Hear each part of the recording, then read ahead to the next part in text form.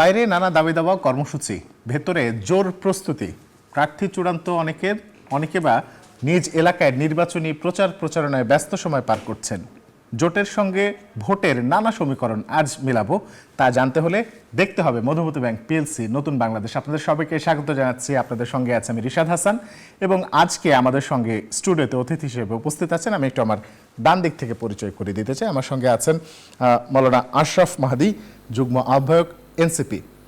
এছাড়া আমাদের সঙ্গে আছেন ইমতিয়াজ আহমেদ সজল, বিশ্ববিদ্যালয়ের শিক্ষক ও রাজনৈতিক বিশ্লেষক।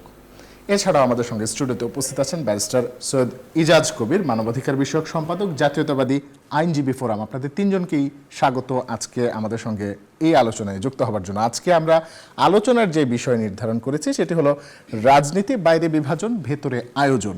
আসলে বাইরে বিভাজন, ভেতরে আয়োজন, সেই বিষয়ে আলোচনায় যাবার আগে আমি একটু আশরাফ মাহাদি আপনার কাছে যেতে চাই। আজকে বিমানবন্দরে যে ঘটনাটি ঘটেছে, সাংবাদিকদের সঙ্গে আখতার এবং জারার সংবাদ সম্মেলন সাংবাদিকরা শেষ পর্যন্ত বর্জন করেছে, এনসিপি এই বিষয়ে কি ব্যবস্থা গ্রহণ করেছে? ধন্যবাদ। আপনি সহ যারা দর্শকরা দেখছেন এবং সহ আলোচক যারা আছেন সকলকে ধন্যবাদ জানিয়ে আজকে আলোচনা শুরু করছি। আজকে বিমানবন্দরে যে ঘটনাটি ঘটেছে সেটা অবশ্যই অনাকাঙ্ক্ষিত এবং আমাদের জায়গা থেকে দলীয়ভাবে আমরা এই বিষয়টি তদন্ত করছি এবং খতিয়ে দেখছি আসলে এই ঘটনার সাথে কারা জড়িত সেটা আমরা এখন স্পষ্ট না, কারণ আমরা যে কটা ভিডিও ফুটেজ আমাদের কাছে এসছে আমরা এখানে কেন্দ্রীয় কোনো নেতৃবৃন্দের সম্পৃক্ততা দেখতে পাই না এবং বলা হচ্ছে যে সাংবাদিকদের সাথে যারা দুর্ব্যবহার করেছে তারা এনসিপির নেতাকর্মী।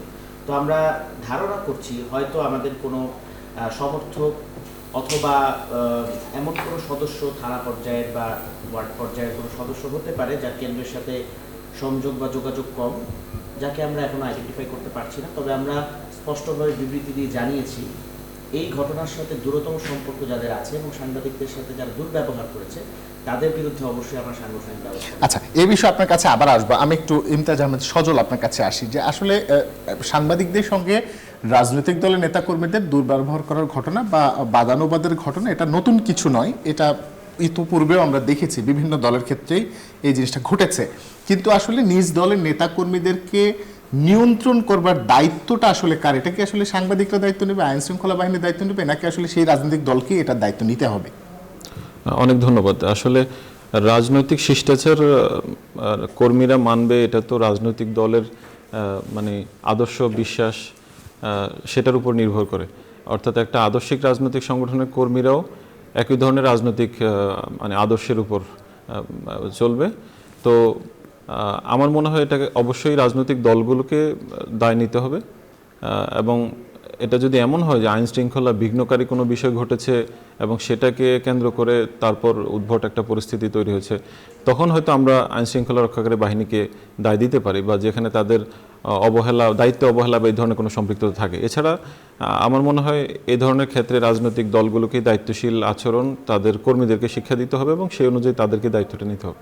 জি, ধন্যবাদ। ব্যারিস্টার সৈয়দ ইজাজ কবির, আপনার কাছে একটু আসি। একটু বলবেন যে আসলে সাংবাদিকদের সঙ্গে দুর্ব্যবহারের যে ঘটনাটি ঘটেছে, যদিও আমি আসলে একটি রাজনৈতিক দলকে ছোট করতে চাই না বা যার যার রাজনৈতিক দলের প্রতি সম্মান রেখেই বলছি, কিন্তু এই ঘটনাটিকে আসলে রাজনৈতিকভাবে অন্যান্য রাজনৈতিক দলরাকে আসলে পুঁজি করতে পারে কিনা বা সেটিকে আসলে রাজনৈতিক প্রচারণার ক্ষেত্রে বা নেগেটিভ মার্কেটিংয়ের ক্ষেত্রে তারা ব্যবহার করতে পারে কিনা। ধন্যবাদ আপনাকে এবং আপনার মাধ্যমে দর্শক শ্রোতাদেরকেও শুভেচ্ছা ও সালাম এবং আমার সহযোগ আলোচকদেরকে শুভেচ্ছা ও সালাম। না, আপনি যেটা বলছেন নেগেটিভ দিকটা তো একটা আছেই, থাকেই। এটা পুঁজি করে অনেকে অনেক কিছু করতে পারে, যেটা আমরা অতীতে দেখেছি, এখনও দেখছি যে ট্যাগিং করার একটা যে ইয়েটা থাকে, এটা থাকতেই পারে, বাট তবে সেটা না করাটাই সমীচীন হবে।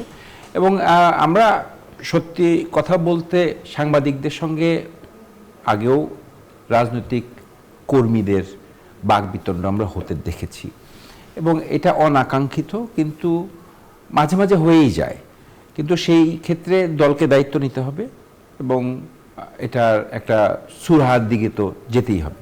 কিন্তু একেবারে যে আনঅ্যাভয়েডেবল এটাও আপনি বলতে পারবেন না, আবার একেবারে যে অ্যাভয়েডেবল এটাও বলা সম্ভব না, কারণ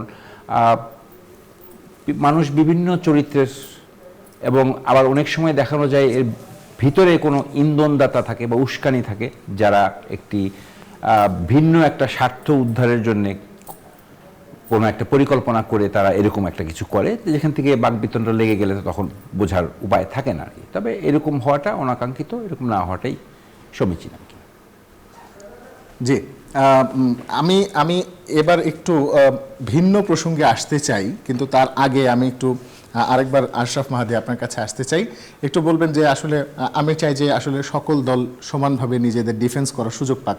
একটু আপনি এর বাইরে আসলে এই ঘটনা নিয়ে আপনাদের কিছু বলা আছে কিনা?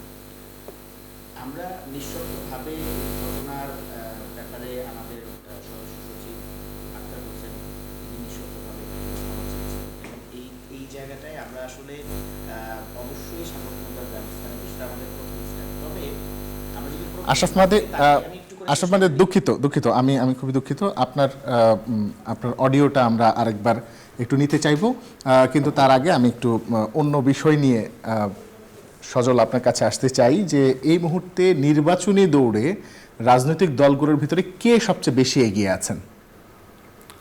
আচ্ছা, আমরা যদি মাঠ পর্যায়ে দেখি আসলে তো যেই দলগুলো অলরেডি তাদের প্রার্থীতা ঘোষণা করেছে অথবা মানে আনুষ্ঠানিকভাবে ঘোষণা না করলেও একটা গ্রিন সিগন্যাল দিয়েছে যে তোমরা মাঠে নিজ নিজ কনস্টিটিউয়েন্সিতে প্রচারণা চালাও, তো এবং আমরা দেখছি যে মাঠে ময়দানে অলরেডি প্রতিনিয়ত অনেক দলের প্রার্থীরাই হলো নিজেদের প্রতীক নিয়ে ছোট ছোট পথসভা এবং গণসংযোগের মতো কাজগুলো করে যাচ্ছে।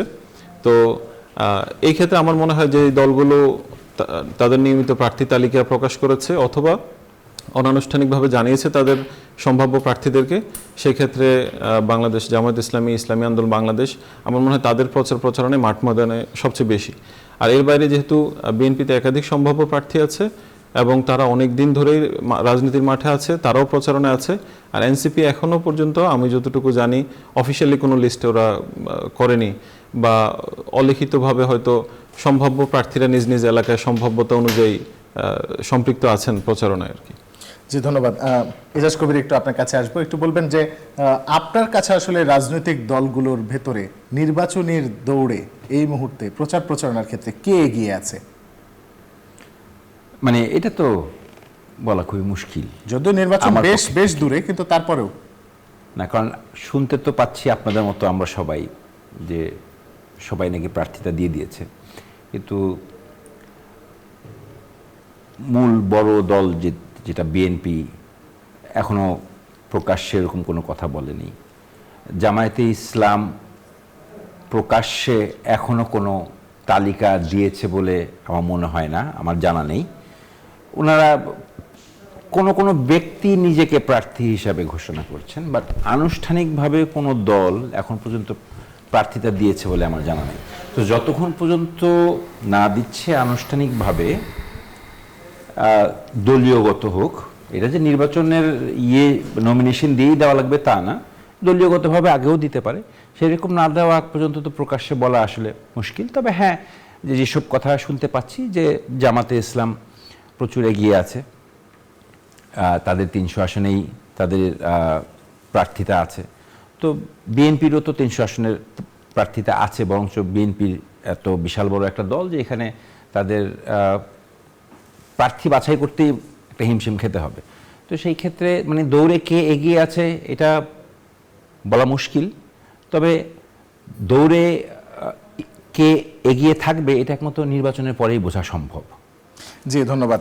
মাওলানা আশরাফ মাহাদী, এবার আপনার কাছে আসতে চাই, আপনি ডিফেন্সে কিছু বলতে চাইছিলেন।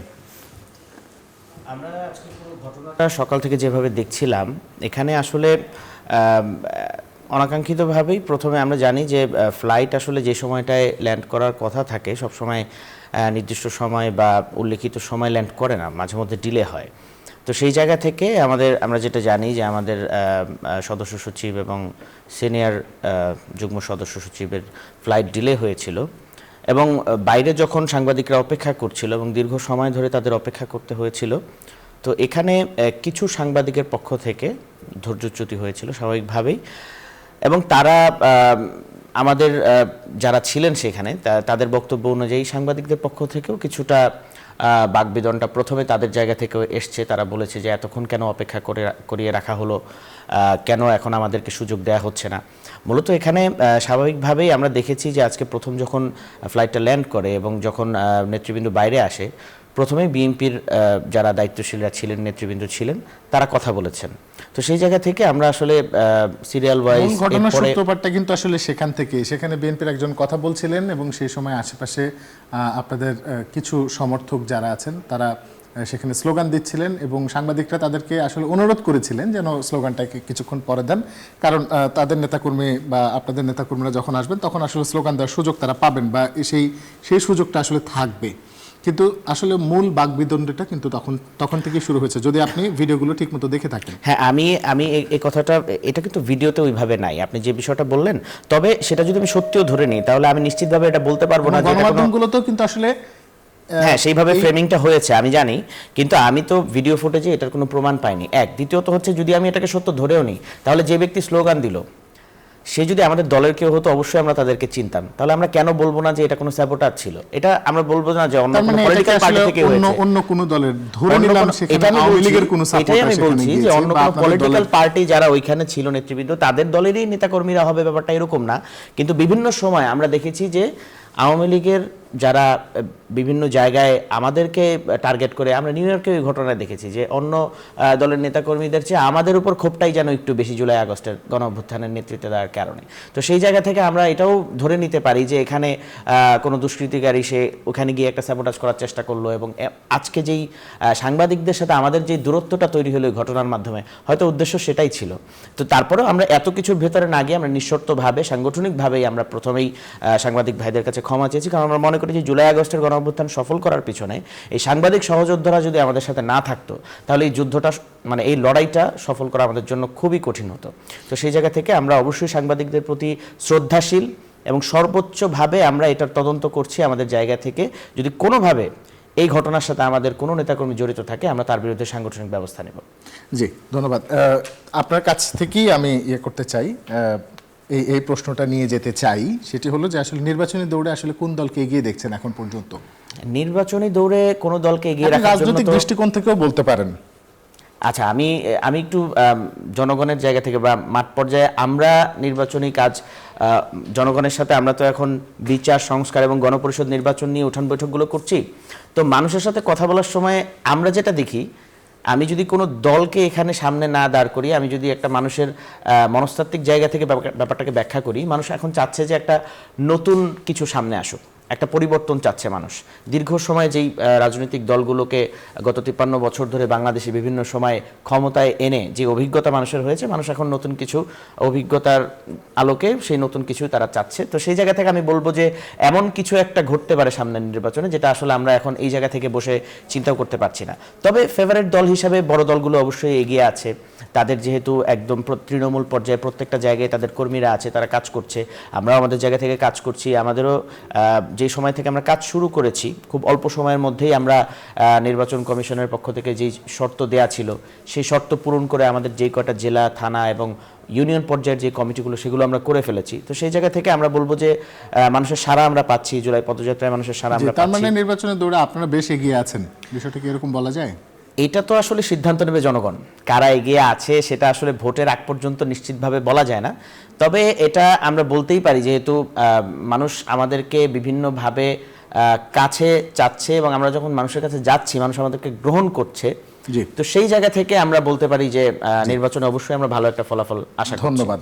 ব্যারিস্টার সৈয়দ ইজাজ কবির, একটু আপনার কাছে আসবো যে যদিও বিভিন্ন দলের রাজনৈতিকভাবে নির্বাচনী প্রচার প্রচারণা, প্রার্থী মনোনয়ন দেওয়ার থেকে শুরু করে বেশ খানিকটা তারা অনেক রাজনৈতিক দলই এগিয়ে গিয়েছে। বিশেষ করে আমি যদি জামায়াত ইসলামের কথা বলি, ইসলামী আন্দোলন বাংলাদেশের কথা বলি, কিন্তু এছাড়াও আরও বেশ কয়েকটা দলের কথা বলা যায়। কিন্তু তারপরেও সেই দলগুলোই আসলে 12 দিনের নতুন করে আবার পুনঃ কর্মসূচি দিয়েছে। পিআর পদ্ধতিতে নির্বাচন, জুলাই সনদ বাস্তবায়ন, 14 দলের নিষিদ্ধকরণ সহ আরও নানাবিধ বেশ কয়েকটি 4 থেকে 5টি দফায় খুব সম্ভবত, যদি আমি ভুল না করে থাকি। তো এই যে একদিকে নির্বাচনী প্রস্তুতি, অন্যদিকে আপনার হচ্ছে তাদের আন্দোলন কর্মসূচি, এই দুটো কি একটা আরেকটার সঙ্গে স্ববিরোধী হয়ে গেল কিনা বিষয়টা? ধন্যবাদ। নাকি এটা রাজনৈতিক দলগুলোকে ব্যস্ত রাখার কৌশল? এটা একদমই স্ববিরোধী এবং এটা ওনাদের একটা কৌশল হতে পারে। তবে ওনাদের এই কৌশল কতটুকু কাজে আসবে বা মানুষের মন জয় করতে পারবে এটা ওনারাই ভালো জানেন। তবে পিআর পদ্ধতিতে নির্বাচন করা সম্ভব না। বাট ওনারা আসলে পিআর বলতে পাবলিক রিলেশনস করছেন কিনা, যেটা করছেন হয়তো বা সেটাকে বুঝাচ্ছেন।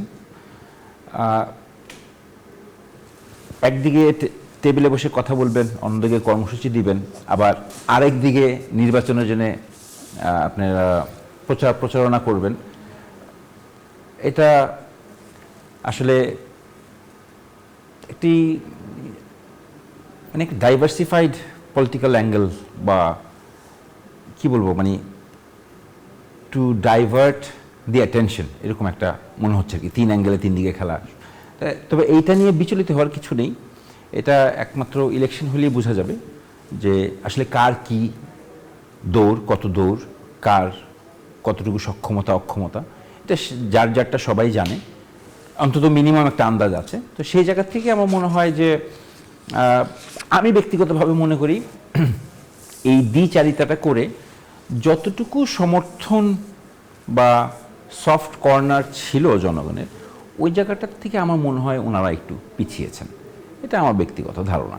কারণ বাংলাদেশের মানুষরা এই দ্বিচারিতা, dual face, double face, hypocrisy এইগুলাকে কিন্তু পছন্দ করে না। তো এই ক্ষেত্রে আপনি এক জায়গায় কথা বলছেন, মাঠে আন্দোলন করছেন, আবার ভোটিং সিস্টেম নিয়ে আপনি কথা বলছেন যে জনগণ চাচ্ছে না, কিন্তু আবার আপনি পুরোনো ভোটিং সিস্টেমই বলবৎ থাকবে মনে করে আপনি ইলেকশনের জন্য আপনি প্রচারণা করছেন। সো এগুলো অ্যাকচুয়ালি দিস আর কনফ্লিক্টিং একটা ডিসিশন। সো এগুলো ঠিকভাবে জনগণ নিবে বলে আমার কাছে মনে হয় না। এই বিষয়টা নিয়ে আপনার কাছে আসবো। ইমতাজ আহমেদ সজল, আপনার কাছে আমার একই প্রশ্ন থাকবে, কিন্তু এই প্রশ্ন উত্তরটা আমরা নেব একটা ছোট্ট বিরতির পর আমাদের এই আলোচনা অব্যাহত থাকবে। দেখতে থাকুন মধুমতি ব্যাংক পিএলসি, নতুন বাংলাদেশ। ফিরছি একটু পর।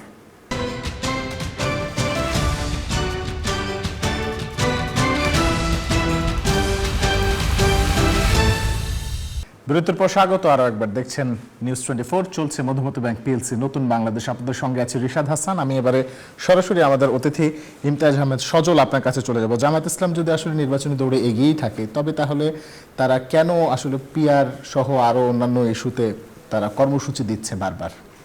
দ্বিতীয় দফায় কিন্তু এবারে বেশ বড় কর্মসূচি দিলেন তারা। হ্যাঁ, আমরা দেখছি যে রাজনৈতিক মানে একটা ব্লক যারা এক বাক্সে ভোট বা নির্বাচনী সমঝোতার কথা বলছে, ইসলামপন্থী দল এবং তারা বলছে আরও লাইক মাইন্ডেড দেশপ্রেমিক ইত্যাদি দল একসাথে, এবং প্রথম দফা কর্মসূচির পর আবার দ্বিতীয় দফা দিয়েছে। বাট আমার কাছে ব্যক্তিগতভাবে মনে হয় না যে এটা একটা প্যারাডক্স বা মানে স্ববিরোধিতা, যে একটা রাজনৈতিক দল ডিফারেন্ট অ্যাপ্রোচে বা প্যারালালি একাধিক অ্যাপ্রোচ ইমপ্লিমেন্ট করবে মাঠে। এটা মনে হয় না কোনো সমস্যা মানে আমার কাছে। এটার পিছনে একটা কারণ আছে। কারণটা হলো মানে জুলাই বিপ্লবের পরবর্তী আর পূর্ববর্তী সময়ের মধ্যে একটা মানে ব্যবধান আছে। জুলাই বিপ্লব পরবর্তী সময় রাজনৈতিক দলগুলো অধিকতর স্বাধীনতা, মানে রাজনৈতিক স্বাধীনতা চর্চা করার সুযোগ পাচ্ছে, গণমাধ্যমগুলো স্বাধীনতা চর্চা করার সুযোগ পাচ্ছে, যেটা আগে ছিল না। কারণ আমরা জানি মানে শেখ হাসিনা সহ তার মানে সহচর সবাই পালিয়ে যাওয়ার মাত্র 2 দিন আগেও কিন্তু তারা একটা রাজনৈতিক দলকে নিষিদ্ধ করেছিল, এবং অলিখিত নিষেধাজ্ঞা ছিল বা রাজনৈতিক কর্মকাণ্ডের উপর এক ধরনের মানে ভিজিলেন্স বা সার্ভেলেন্স সব সময় ছিল, যে মানে নিয়ন্ত্রিত, কারণ আমরা একটা নিয়ন্ত্রিত গণতান্ত্রিক ব্যবস্থার মধ্যে ছিলাম। তো এখন রাজনৈতিক দলগুলো স্বাধীনভাবে কাজ করছে। এখন তারা ভাবছে যে আমরা কোনো দৌড়ে যেন পিছিয়ে না থাকি, কারণ অনেক রাজনৈতিক দল বিগত সময় অনেক বছর নির্বাচন করতে পারে নাই, মাঠে তাদের কোনো কর্মসূচি মানে প্রকাশ্যে কোনো কর্মসূচি দিতে পারেনি। এখন তারা সেই জন্য সেই সুযোগটাকে ব্যবহার করছে। এজন্য আলোচনার টেবিলেও আছে, আবার সরকারের বিরুদ্ধে সরাসরি কোনো আন্দোলন বা সরকার পতনের হুমকিও দিচ্ছে না, কারণ এই সরকারকে একটা পলিটিক্যাল কনসেনসাসের মাধ্যমে টিকিয়ে রাখা হচ্ছে, বা যখনই সরকার কোনো ধরনের ক্রাইসিসে পড়ে তখনই পলিটিক্যাল পার্টিগুলোকে নিয়ে বসে এবং তাদের সমর্থন চায় বা তারাও সমর্থন দেয়। যার ফলে আমার মনে হয় তারা যদিও তাদের দাবিগুলো খুব শক্তিশালী, কিন্তু সরাসরি বলছে না যে আমরা মানে সরকার পতন পর্যন্ত চলে যাবো বা সরকারকে বাধ্য করব। তো বাট সরকারের উপর অবশ্যই একটা চাপ প্রয়োগ করার চেষ্টা তারা করছে। বাট পাশাপাশি তারা যে আবার প্রার্থী তালিকা দিচ্ছে, আন্দোলনে যাচ্ছে, আবার একদিকে পিআর চাচ্ছে, অন্যদিকে আবার এফপিটিপি মানে পুরাতন পদ্ধতিতেও নির্বাচন হতে পারে এটা ধরে নিয়েই কিন্তু নির্বাচনী প্রচারণাও চালাচ্ছে বা প্রার্থীদেরকেও সেভাবে বলেছে। তো আমার কাছে মনে হয় এটা ভিন্ন রাজনৈতিক সংস্কৃতি, একটা ভিন্ন বাস্তবতা। একটা রাজনৈতিক দল প্যারালালি মানে একাধিক কর্মকৌশল হাতে নিয়ে, কর্মপদ্ধতি নিয়ে তারা মাঠে থাকতে পারে। তাহলে কি তারা মানে তাদের যে প্রধান প্রতিপক্ষ বলা হচ্ছে বিএনপি, তাদেরকে কি আসলে চাপে রাখার জন্য বা তাদেরকে আসলে এই কৌশল দিয়ে ব্যস্ত রাখার কোনো কৌশল তারা রপ্ত করলো কিনা? আচ্ছা, আমার মনে হয় না ওরা বিএনপিকে ব্যস্ত রাখছে। বিএনপি হয়তো চিন্তা ভাবনায় ব্যস্ত থাকতে পারে যে কি হতে যাচ্ছে বা এরা কি করছে, কিন্তু মানে যে রাজনৈতিক দলগুলো মাঠে ময়দানে সক্রিয় আছে দাবি নিয়ে আবার নির্বাচন নিয়ে, তাদের কৌশলটা মনে হয় নিজেদের কর্মীদেরকে ব্যস্ত রাখা বা নিজেদের কর্মীরা যেই কাজগুলো ভুলে গিয়েছিল দীর্ঘ অনেক বছর রাজনৈতিক চর্চা বা নির্বাচনী চর্চা না থাকার কারণে, সেগুলোতে আবার তাদেরকে পুনরায় অভ্যস্ত করা এবং রাজনৈতিক বা নির্বাচনী একটা সংস্কৃতি গড়ে তোলার জন্যই হয়তো তারা এই কাজটা করছে আর কি। জি, ধন্যবাদ। ব্যারিস্টার সৈয়দ ইজাজ কবির, আপনার কাছে একটু আসবো। জামাতের নারী প্রার্থীরা মাঠে বেশ ভালোভাবে সক্রিয় আছে এরকম একটি সংবাদ আমরা এর আগে গণমাধ্যমে দেখেছি, এবং সেখানে বলা হচ্ছে যে বিএনপি তাদের নারী নেত্রী যারা আছে তাদেরকেও মাঠে নামাচ্ছে যেন তারা আসলে তাদের মোকাবিলা করতে পারে বা তারা আসলে তাদের মতো মানে ভোটারদেরকে আসলে কনভিন্স করতে পারেন, সেরকম একটি সংবাদ আমরা দেখেছি। তো বিএনপি এই কাজটা এত দেরিতে কেন করলো? তারা তো আসলে তাদের যে নারী নেতৃত্ব আছে বা বিএনপির যে বড় একটা নারী সংগঠন আছে, তারা তো আসলে বিএনপিকে খুব ভালোভাবে সাপোর্ট করছিল, তাদেরকে তো অনেক আগেই মাঠে নামিয়ে দেওয়া প্রয়োজন ছিল। নারী নেতৃত্ব বিএনপিতে যারা দেন এবং নারী নেতৃত্বাধীন যে সংগঠন আছেন, এটা তো বিএনপিতে সবসময় ছিল এবং তারা তো মাঠে সবসময় সক্রিয়ই ছিল। আপনি এই ফ্যাসিবাদী 17 বছরে সব সক্রিয় ছিল, আগেও সক্রিয় ছিল, এখনও সক্রিয় আছে, ভবিষ্যতে সক্রিয় থাকবে। বিএনপির জন্য এটা বিশেষ কিছু না। নারী নেতৃত্ব বিএনপিতে আছে, নারীরা রাজনীতি করতেও পারেন, সেটাও আছে, এবং ধারাবাহিকতায় নারী নেতৃত্ব সাংগঠনিকভাবে গড়েও ওঠে। এটা বিএনপির জন্য তো এটা নতুন কিছু না। এটা জামায়াতে ইসলামের জন্য নতুন কিছু হতে পারে, বাট বিএনপির জন্য এটা নতুন কিছু না। এবং আমার মনে হয় না এই কম্পারেটিভ অ্যানালাইসিসটা ঠিক বা এরকম অ্যানালাইসিস করাটা। বিএনপি কি কখনো আসলে ভেবেছিল যে জামায়াত ইসলাম তাদের নারী যে সংগঠন আছে সেটিকে আসলে এতভাবে সক্রিয় করবে বা ভোটের মাঠে এত আগে নামিয়ে দেবে, এরকম কি আসলে বিএনপি ভেবেছিল কিনা পূর্বে? এটা তো বলা মুশকিল। জামায়াতে ইসলাম তো বিএনপির সাথে 22 বছর ধরে ছিল। এখন জামায়াতে ইসলাম কেন বিএনপিকে বা অন্যরা কেন বিএনপিকে শত্রুসুলভ চোখে দেখছে জানি না। এটা আমি আগেও একটা টক শোতে বলেছিলাম যে বিএনপিকে শত্রুসুলভ দেখার কিছু নাই, কারণ আমরা সবাই ফ্যাসিবাদ বিরোধী শক্তি। আমরা বাংলাদেশিত্ববাদীতে বিশ্বাস করি। আমাদের মধ্যে ভিন্ন মত থাকতেই পারে, সেটা দেশ শাসন ব্যবস্থায় ভিন্ন মত থাকতেই পারে, আমাদের আদর্শে ভিন্ন মত থাকতে পারে, কিন্তু দেশের সার্বভৌমত্ব, দেশের ফরেন পলিসি, দেশের ইকোনমিক পলিসি, দেশের ডিফেন্স পলিসি নিয়ে তো আমাদের মতো কোনো ভিন্ন মত থাকতে পারে না। তো আচ্ছা, জামাতে ইসলাম তার রাজনীতি করছেন, ভালো কথা করুক, কিন্তু আপনার এই যে নারী নেতৃত্বের এটা বলতে পারেন যে সব দলেরই ছিল। এখন জামায়াতে ইসলাম কোন আলোকে নারী নেতৃত্ব মাঠে নামাচ্ছেন বা এতদিন কেন করেন নাই, সেই প্রশ্ন আপনারা করতে পারেন জামায়াতে ইসলামের কাছে, বাট এই কম্পারেটিভ অ্যানালাইসিস করাটা ঠিক হবে না। এবং বিএনপি তো সবসময় একটা গণতন্ত্রমুখী দল, ইলেকশনমুখী দল, এবং বিএনপি সবসময় ইলেকশনের দাবি করে এসেছেন। এই ফেব্রুয়ারিতে ইলেকশন হবেই, যে বাধা দিবে সে বলতে হবে যে দেশকে এগিয়ে নিতে চায় না এবং সে অতীতের দোসরদের পক্ষের লোক। কারণ এই ছোট্ট একটা অস্থিতিশীলতা বাংলাদেশে এই মুহূর্তে, হ্যাঁ, এই পতিত ফ্যাসিস্টদেরকে ফিরিয়ে আনতে পারে যে কোনো মুহূর্তে। সো আপনারা কেউ যদি চায় যে স্বৈরাচার বা পতিত ফ্যাসিস্টদেরকে ফিরিয়ে আনতে বা পুনর্বাসন করতে, তাহলে আমি ব্যক্তিগতভাবে মনে করি একমাত্র তারাই দেশটাকে অস্থিতিশীলতার দিকে এগিয়ে নিয়ে যাবে বা দেশে একটা অস্থিতিশীলতা সৃষ্টি করবে। এবং আমার কাছে মনে হয় যে জামাতে ইসলাম যেটা করছে, আমার ব্যক্তিগত মতামত, এটা বর্তমান প্রেক্ষাপটে বাংলাদেশের রাজনীতিতে এরকম অস্থিতিশীলতা ক্রিয়েট করাটা ঠিক হবে না। এটা মানুষ জনগণ ভালোভাবে নেবে না এবং এটা জনগণ একটু সন্দেহের চোখেই দেখবে।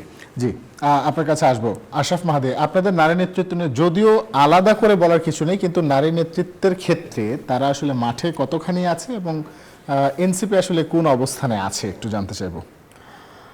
এনসিপি শুরু থেকেই নারীর ক্ষমতায়ন এবং নারী নেতৃত্ব নিয়ে তো আমাদের একদম কমিটি গঠন থেকে নিয়ে শুরু করে সব জায়গায় আমরা এই অংশগ্রহণটা নিশ্চিত করছি।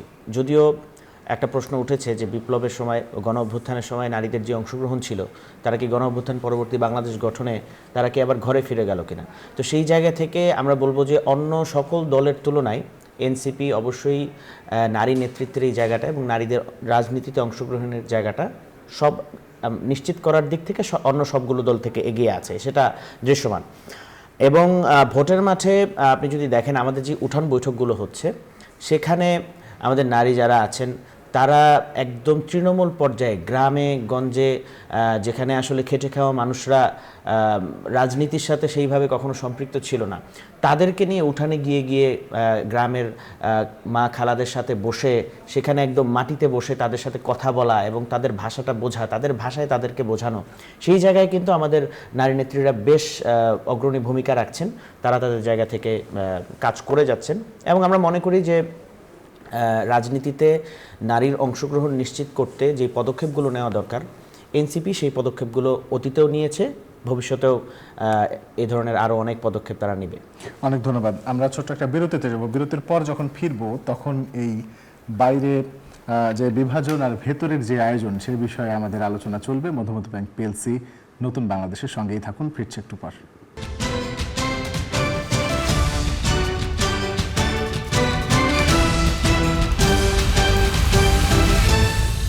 বিরতির পর স্বাগত আর একবার। দেখছেন স্টুডিও 4, চলছে মধুমতি ব্যাংক পিএলসি নতুন বাংলাদেশ। আপনাদের সঙ্গে আছে রিশাদ হাসান। আমি একটু আশরাফ মাহাদি আপনার কাছে আসতে চাই। এনসিপির প্রতীক আসলে কি হবে? প্রতীকের বিষয়ে তো আমরা আমাদের অবস্থান খুব সুস্পষ্টভাবে জানিয়েছি। আইনগতভাবে শাপলাকে প্রতীক হিসেবে দিতে কোনো বাধা নেই। এই বিষয়টা যখন শুরু থেকে আমাদের সাথে নির্বাচন কমিশনের এই বিষয়টা নিয়ে কথাবার্তা হচ্ছিল এবং আমরা প্রথমেই যখন শাপলা প্রতীকের আবেদন জানিয়েছিলাম, তখন কিন্তু নির্বাচন কমিশন থেকে এই ধরনের কোনো বার্তা দেওয়া হয়নি যে শাপলা প্রতীককে অন্তর্ভুক্ত করা সম্ভব না। এখন নির্বাচন কমিশন বলছে যে এটি তালিকাতে নাই। তাহলে নির্বাচন কমিশন আসলে কি জন্য তালিকাতে অন্তর্ভুক্ত করে নাই সেটা আসলে একটু খতিয়ে দেখা দরকার। এই বিষয়টা রাজনৈতিক কোনো, আমি বলবো যে এর পেছনে কোনো রাজনৈতিক উদ্দেশ্য প্রণোদিত বিষয় থাকতে পারে। কারণ আমরা শুরু থেকে এখন পর্যন্ত আইনগতভাবে এই ধরনের কোনো প্রতিবন্ধকতা নেই যে শাপলা প্রতীক এনসিপিকে দেওয়া হবে না। এবং আপনি ইন্টারেস্টিংলি এই জিনিসটাও দেখবেন যে তারা কেন আপনাদের লাগবে, এটাই বলছি যে তারা যে সমস্ত প্রতীক আমাদেরকে অফার করছে, এগুলো একটা বিপ্লবী দলের প্রতীক হইতে পারে না। যে ধরনের প্রতীকের কথা আমরা বিভিন্ন গণমাধ্যমে এখন দেখছি, এগুলা আপনি দেখেন বাংলাদেশে বড় যে দলগুলো আছে, এগুলো কিন্তু সব গ্রাম বাংলার প্রতীক অথবা মানুষের সাথে, বাংলাদেশের মানুষের সাথে রিলেটেড কোনো প্রতীক। আমি ধানের শেষের কথা বলি, লাঙ্গলের কথা বলি, এমনকি নৌকার কথাও যদি আমি বলি, এটা কিন্তু একটা গ্রাম বাংলার সাথে, বাংলাদেশের মানুষের সাথে একটা রিলেশনের জায়গা আছে। কিন্তু এমন কোনো প্রতীক যদি আপনি বিপ্লবী একটা দলের উপর চাপিয়ে দিতে চান, যেটা আসলে পরবর্তীতে আমরা এটার কারণে বুলিংয়ের শিকার হইতে পারি, তো সেটা তো আসলে আপনার উদ্দেশ্য আসলে প্রতীক নিয়ে কি আমাদের সাথে কোনো ধরনের মশকারি করা কিনা সেটা। এবং আমরা এটাও বলতে চাই যে এখানে নির্বাচন কমিশনের সাথে আমরা প্রথম দিক থেকেই, একদম শুরু থেকেই নির্বাচন কমিশনের কিছু বিষয় নিয়ে প্রশ্ন তুলেছিলাম যে তার নিরপেক্ষতা আমাদের কাছে প্রশ্নবিদ্ধ মনে হয়েছে। সেই জায়গা থেকে নির্বাচন কমিশন কি এই দেশ সংস্কার, বাংলাদেশ সংস্কারের এই প্রস্তাবনাগুলোকে পার্সোনালি নিয়ে নিল কিনা এবং আমাদের উপর সেই ক্ষোভটাই ঝাড়ছে কিনা এখন, সেই প্রশ্নটা। ধন্যবাদ। ব্যারিস্টার ইজাজ কবির, আপনার কাছে একটু আসবো। একটু বলবেন যে আসলে তৃণমূল থেকে বিএনপির নামে নানা অভিযোগ। ফেনীতে বলা হচ্ছে নিজামের ঘাটলা এখন বিএনপির ঘরে ঘরে, আবার বলা হচ্ছে যে বাস স্ট্যান্ড, টেম্পো স্ট্যান্ড দখলের একটা বিষয় আছে এবং ট্যাগিং নিয়ে খুব ভয়াবহ একটি অভিযোগ এনেছে শিবির কর্মীরাই। এই অভিযোগ এনেছে যে বিএনপির 3 নেতার বিরুদ্ধে থানায় অভিযোগ পর্যন্ত তারা করেছে যে শিবির কর্মী না হওয়ার পরেও তাকে একজনকে শিবির ট্যাগ দেওয়া হয়েছে। এরকম ঘটনা ঘটেছে, এরকম একটি সংবাদ আমরা পেয়েছি। আসলে কি তৃণমূলে বিএনপির কোনো নিয়ন্ত্রণ নেই নাকি আসলে ধীরে ধীরে কেউ কারো কথা শুনছে না, বিষয়টি এরকম হয়ে যাচ্ছে? না, আমি ওই জিনিসটা বুঝলাম না, মানে কাকে কি শিবির ট্যাগ দিয়েছে? চট্টগ্রামে একটি কলেজ ছাত্রীর মৃত্যুকে কেন্দ্র করে একজন ব্যক্তি যাকে হচ্ছে শিবির ট্যাগ দেওয়া হয়েছে, এবং পরবর্তীতে শিবির নেতাকর্মীরা থানায় অভিযোগ করেছেন যে তিনি শিবিরের কর্মী নন, কিন্তু তারপর তাকে শিবির এবং জঙ্গি সন্ত্রাসী এরকম ট্যাগ দেওয়া হয়েছে। তো এটাও তো এক ধরনের ট্যাগিং। মানে একজন বললো আরেকজন থানায় চলে গেল পুরো একটা সংগঠন, এবং তারা ভয় পেয়ে গেল একটা ব্যক্তিকে যারা নিয়ে কোনো ইয়ে নাই, তাকে একটা ট্যাগিং দেওয়া হলো বিধায় পুরো এটা তো যার যার অধিকার আছে, অবশ্যই ভয় পেয়ে গেল। অভিযোগ করার অধিকার ঠিক কিন্তু আছে, সবার আছে। আচ্ছা ঠিক আছে, সেটা অসুবিধা নেই। না, আপনি যেটা বলছিলেন যে সেটা হচ্ছে যে, বা আমি যেটা এটার প্রতি উত্তরে সব জায়গায় একটাই কথা বলি আমি, সেটা হচ্ছে যে বিএনপি অনেক বড় একটা দল, অনেক ম্যাচিওর একটা পলিটিক্যাল পার্টি। এর মধ্যে ধরেন আমি আরেকজন টক শোর বক্তার উদাহরণ দিয়েই বলি যে বিএনপির ভিতরে সাপ, ব্যাং, বাঘ, ভাল্লুক, উই পোকা, ছাল পোকা মিলে ও সব কিছু মিলেই আছে। সো এখান থেকে কিছুটা আপনার ঝামেলা হতেই পারে, এবং ইকোসিস্টেমে ইমব্যালেন্স আসতে পারে। সেটা ব্যালেন্স করার জন্য আপনার দলীয় সাংগঠনিক যে দায় দায়িত্ব আছে সেই অনুযায়ী সংগঠন কাজ করছে, আপনার অ্যাকশন নিচ্ছে। এবং এটা বাংলাদেশে আমার মনে হয় এই প্রথম যে কোনো দল তার নেতা কর্মীদেরকে দলীয় সাংগঠনিক আদেশ বা জনগণ বিমুখ কোনো কার্যকলাপ করার কারণে যে তাকে বহিষ্কার করা যায়, যে এরকম মনে হয় বিএনপি প্রথম একটা উপমা দেখালো। এবং বিএনপি করে যাচ্ছে, করবে। এখন বলতে পারেন এফেক্টিভনেস, ইনএফেক্টিভনেস, এখন দুষ্টামি যে করতে চায় সে দুষ্টামি করবেই। দুষ্ট লোকের বিএনপিতে হয়তো বা ইনশাল্লাহ আর জায়গা থাকবে না, এবং বিএনপিতে বের হয়েও যদি তারা দুষ্টামি করে যায়, তারা বিএনপি তাদের জন্যে তাদের বিপক্ষে আইনি পদক্ষেপ নেবে। এবং বিএনপি নিজের দলীয় প্যাডে এরকম অনেক জায়গা আছে যে থানায় গিয়ে কমপ্লেন করেছে। এবং এখন তারপরে বিএনপির জায়গা থেকে দলীয়ভাবে যতটুকু করা সম্ভব সব করেছে তার। এবং আইন শৃঙ্খলা বাহিনীর হাতে এখন ব্যাপারটা দেখতে হবে, যে আইন শৃঙ্খলা বাহিনীকে দেখতে হবে যে সে যেই দলেরই হোক। এবং আমাদের দল থেকে আমাদের নেতা তারেক রহমান বলে দিয়েছে যে সে বিএনপিরও হোক, যেই দলেরই হোক, আইন শৃঙ্খলা বাহিনী যেন তাদের বিরুদ্ধে অ্যাকশন নেয়। জি, ধন্যবাদ। ইমতাজ আহমেদ সজল, আপনার কাছে একটু আসবো। এবারের নির্বাচনে কৌশলগত রাজনৈতিক পরিবর্তন বা গুপ্ত রাজনীতির কথা যেটা বলা হচ্ছে, যেটা ডাকসু এবং জাকসু নির্বাচনের ক্ষেত্রে বহুল আলোচিত একটি বিষয়, সেই প্রভাবটা কি জাতীয় নির্বাচনে থাকবে? গুপ্ত রাজনীতি বা কৌশলগত রাজনৈতিক অবস্থানের পরিবর্তন? আমার মনে হয় এটা থাকবে, কারণ দেশের দুইটা বড় ক্যাম্পাসে যেহেতু এটার প্রভাব ছিল, এবং নানাবিধ কারণেই আমরা যেটা বলেছি যে একটা পলিটিক্যাল ইকোসিস্টেমটাই দেশে ঠিক ছিল না। নামে গণতান্ত্রিক, কিন্তু আসলে একটা স্বৈরতান্ত্রিক শাসন ব্যবস্থার মধ্যে আমরা ছিলাম, যার ফলে রাজনৈতিক দলগুলো ভিন্ন কৌশলে কাজ করেছে গত 15 বা 17 বছর। এটাকে আপনি কি বলবেন, কৌশলগত অবস্থান পরিবর্তন নাকি আসলে গুপ্ত রাজনীতি? বাট আমার কাছে, আমি আগেও যেটা বলেছি, যেটা কৌশল মানে বা কর্মকৌশল বা কর্মপদ্ধতি, রাজনৈতিক দলগুলোর এটা থাকতেই পারে।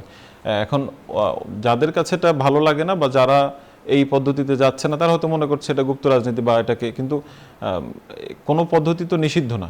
তবে হ্যাঁ, মানে অনেক ক্ষেত্রে দ্বিচারিতা বা আমি দু জায়গা থেকে সুবিধা নিলাম, অথবা মানে সবসময় শুধু সুবিধাগত অবস্থানেই থাকলাম, এই ধরনের পদক্ষেপগুলো অবশ্যই রাজনৈতিক দলগুলোকে বর্জন করা উচিত। বাট আমার মনে হয় এটার একটা প্রভাব থাকবে, এবং মাঠে ময়দানে যেহেতু এটার ভোটের প্রভাব পড়ছে, এবং আমি যদি এজাজ ভাইয়ের ইয়ে দিয়ে বলি যে বিএনপি বড় রাজনৈতিক দল, অর্থাৎ যেমন একটা যৌথ পরিবারে যেমন অনেক ধরনের অন্তর্দ্বন্দ্ব কলহ থাকে, কিন্তু এটা কতটুকু থাকবে? মানে আমি 1 বছর হয়ে গেল আমি নিয়ন্ত্রণ করছি, এবং রেকর্ড সংখ্যক কর্মীদের বিরুদ্ধে ওনারা ব্যবস্থা নিয়েছে, এটা দলীয় শৃঙ্খলার দিক থেকে ভালো। কিন্তু আবার এটা তো আরেকটা বিষয়, যে আরেকটা দৃশ্য ফুটে উঠছে, তার মানে রেকর্ড সংখ্যক এই ধরনের ঘটনাও ঘটছে। তো এখন এটা কতদিন পর্যন্ত এতটা মানে অনিয়ন্ত্রিত থাকবে? যেহেতু আমরা এই প্রোগ্রামের নাম নতুন বাংলাদেশ, আমার মনে হয় নতুন এই পরিবর্তিত পরিস্থিতিতে মানুষজন সেটাকে ভালোভাবে নিচ্ছে না, যার একটা প্রভাবও কিন্তু এই মানে ক্যাম্পাস ইলেকশনগুলোতে হয়েছে। তো আমি যেমন প্রতিশ্রুতি দিচ্ছি 31 দফা সংস্কার বা সব সংস্কারে আমরা নির্বাচিত হলে করব, সেটার একটা রিফ্লেকশন কিন্তু মানুষ দেখতে চাচ্ছে নির্বাচনের আগেই আমাদের পলিটিক্যাল মানে কন্ডাক্ট, বিহেভিয়ার এগুলোর মধ্যে। জি, ধন্যবাদ। সবার কাছে একটু খুব খুব ছোট করে একটু জানতে চাইবো, যেহেতু আমাদের সময় একদম শেষ মুহূর্তে চলে এসেছি আমি একটু জানতে চাইবো যে আসলে এই যে নির্বাচনী প্রস্তুতি, এই যে সব কিছু শেষ পর্যন্ত কি আসলে জুলাই সনদের স্বাক্ষরের যে বিষয়টি, সবগুলো দল কি আসলে একমত হবে কিনা, আপনি কতখানি আশাবাদী এজাজ কবির? না, জুলাই সনদ অবশ্যই এটা একমত হয়েছে। এখন ভিন্ন মত যেটা হচ্ছে সেটা হচ্ছে যে এটাকে আইনগত ভিত্তিটা কিভাবে দেওয়া যায়, এই জায়গাটাতে কেউ বুঝতে পারছে, কেউ বুঝতে পারছে না। তো বিএনপির একটা অ্যাঙ্গেল আছে যে এই জুলাই সনদটাকে আইন ভিত্তি দিতে হলে এটা ইলেকশনের পরে সরকার এসে সংবিধানে সংযোজন করে তারপরে এটাকে দেওয়া হবে। এবং কেউ যদি এখন আগে চায় তাহলে সেটা কিভাবে দেওয়া সম্ভব সেটা তাদেরকেই বলতে হবে। কিন্তু এমন কোনো কাজ বিএনপি করবে না যেখানে এই সনদটা পরবর্তীতে এটাকে আইনি কোনো চ্যালেঞ্জের মুখে পড়ে। তো সেই জায়গাটা থেকে চিন্তা করি জুলাই সনদে তো বিএনপি নিয়ে কোনো আপত্তি নেই। তবে আমি মাঝখানে একটু কথা বলতে চাই যে যে কৌশলগত যে কথাটা আসছে, আমি মনে করি যে বাংলাদেশের সবাই এখন বুঝে, আমাদের সময় একদম শেষের দিকে চলে এসেছে, জাস্ট ইন 10 সেকেন্ডস, যে কৌশল একটা মানে গুপ্ত কৌশল রাজনীতিতে চলে না, আর আদর্শ বিচ্যুতের কৌশলও রাজনীতিতে চলে না। আর রাজনীতিতে আদর্শটা হয় দেখিয়ে চলতে হবে, আর না হয় আর যদি না দেখিয়ে আপনি অন্যের আদর্শে একটা করেন তাহলে সেটা গুপ্ত কৌশল। এবং ইসলামী দলের পক্ষ থেকে যদি সেটা আসে তাহলে সেটা অবশ্যই বলতে হয় যে এটা একটা মুনাফিকি কৌশল। জি, ধন্যবাদ। ইমতাজ আহমেদ, আপনার কাছে আসবো, একই প্রশ্ন। আমার মনে হয় জুলাই সনদে শুধু এটার আইনি ভিত্তি বা আইনি প্রকৃতি নিয়ে আমার মনে হয় বিরোধ না, বরং সংস্কারের অনেক মৌলিক জায়গাতেই কিন্তু বিরোধ আছে। বড় রাজনৈতিক দল হিসেবে বিএনপি অনেক জায়গাতে নোট অফ ডিসেন্ট, এবং বিএনপির মানে বিশ্বাসটা এমন যে তারাই ক্ষমতায় যাচ্ছে এবং ক্ষমতায় গিয়েই তারা সবকিছু করবে, এইভাবে প্রতিশ্রুতি দিচ্ছে। আমার মনে হয় এই জায়গা থেকে একটু সরে আসা উচিত আর কি, যে মানে আমরা যাচ্ছি এই নিশ্চয়তা তো নাই, তার মানে এখন পরবর্তীতে যে আমাদের সময় তাদের জন্য যেন এটা সেই সুযোগটা থাকে। জি, ধন্যবাদ।